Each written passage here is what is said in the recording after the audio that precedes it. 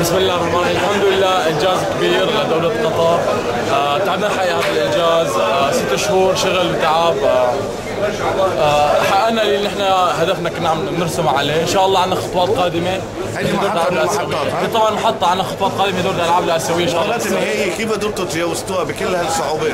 بصراحة نحن كنا يعني محضرين للمباراة، هي مباراة نهائية مثل اي مباراة ثانية.